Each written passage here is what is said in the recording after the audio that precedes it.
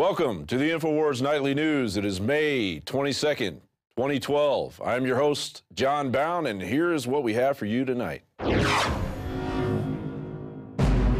Tonight, the United States of China, America for sale. International bankers conjure up the plan to collapse both the American economy and the Chinese central bank in order to establish their long-awaited plans for a one-world currency and government. Then, a major development in the probe of Barack Obama's eligibility for the Arizona 2012 presidential ballot, as Sheriff Joe sends his cold case posse investigators to Honolulu in search of a valid birth certificate. Plus, the TSA goes undercover to interrogate bus riders. The voice of Resistance Radio and founding member of Houston Free Thinkers, Derek Brose, joins us in studio to break down the TSA's latest partnership with the Metro Transit Authority in Houston, Texas. All that plus more of tonight's top stories up next on the INFOWARS Nightly News.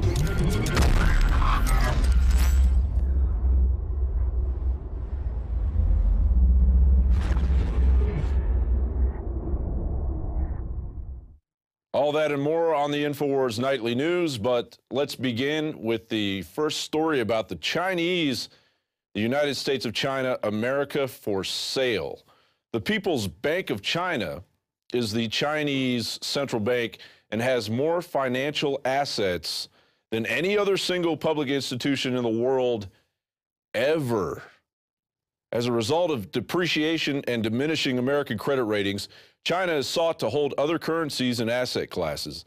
This strain on Sino-American relations undoubtedly is the reason we are now hearing the bombshell news that the United States Treasury, for the first time in history, is directly selling government bonds to a foreign government.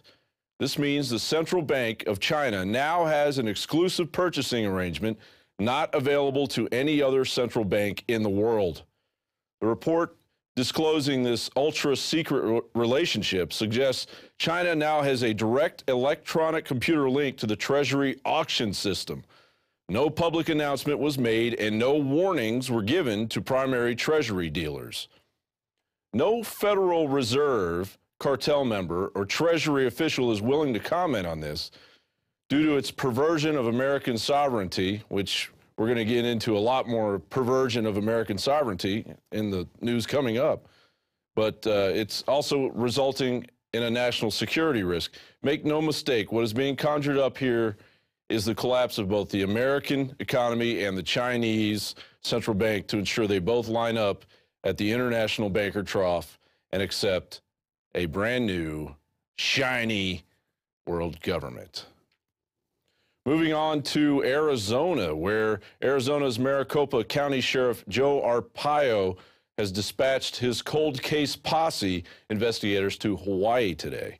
Arpaio is responding to the efforts of Arizona State Ken Bennett to acquire a legitimate copy of Obama's birth certificate from the Hawaii Department of Health. You may recall that in September of 2011, Sheriff Arpaio commissioned former Bergen County, New Jersey investigator Mike Zullo and a team of volunteers to investigate the authenticity of the birth certificate. Zullo announced in March that they had probable cause that the document is a forgery. Our own research at INFOWARS immediately upon first inspection found that the document appears to be a photocopy taken from state records and printed on official green paper. However, when the government-released PDF is taken into the image editing program Adobe Illustrator, we discover a number of separate elements that reveal the document is not a single scan on paper, as one might surmise. Elements are placed in layers or editing boxes over the scan and green textured paper, which is to say, at the very least, it's very unusual. When sections of the document are enlarged significantly, we discover glaring inconsistencies. For instance, it appears the date stamped on the document has been altered. Wherever the document contains text, numbers, and lines with suspicious white borders indicating these items were pasted from the original scan and dropped over a background image of green paper. And on Sunday's Alex Jones show, Alex spoke with Obama birth certificate investigator Jerome Corsi, and Mr. Corsi is expecting bombshell developments on this in the coming week.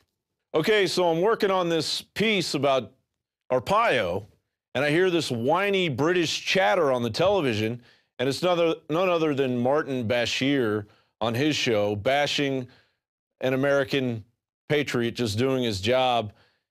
I just don't get it. I don't get it. Why the English voice seems to have so much power over Americans, as if they're more sophisticated and they have a better understanding of our own republic.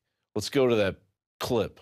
The state's other misanthrope, Sheriff Joe Arpaio, has decided to ignore authorities and dispatched his cold case posse direct to Hawaii. Now, aside from the fact that he's supposed to be a law enforcement official as opposed to a circus act, Sheriff Joe doesn't care about the criticism. It's one deputy. So what? Arpaio says, adding that the taxpayer expense will be reimbursed. But at least this deluded and deranged imbecile is asking the right question. So what indeed? Because while everybody already knows that the president is in fact an American, Ken Bennett and Sheriff Joe have achieved one remarkable feat. Okay, I don't get it. So why is it that people from England can come to America and have gigantic television shows that put down us moronic, slobby Americans? And since you have an English voice telling us how bad we are at stuff, you know, you've got Simon Cowell. Oh, I don't think, I think you're not talented enough to be able to sing that song, but I have no talent at all. And then you've got Piers Morgan. Oh, I'm so completely aware of everything in America. I care so much about it. How come my ratings are so low? And then you got this guy, Martin Bashir. Hey, it says right here, Martin Bashir is a British journalist currently with NBC News. Bashir was born in Wandsworth, South London. Parents of Pakistani Christian origin, and grew up in Wandsworth. Hey, Martin Bashir, how about you and Simon Cowell and Piers Morgan go back to England? Because we don't care. We're Americans. We don't care about your opinion about us. And we never will. That's why we kicked you out of our country in the first place.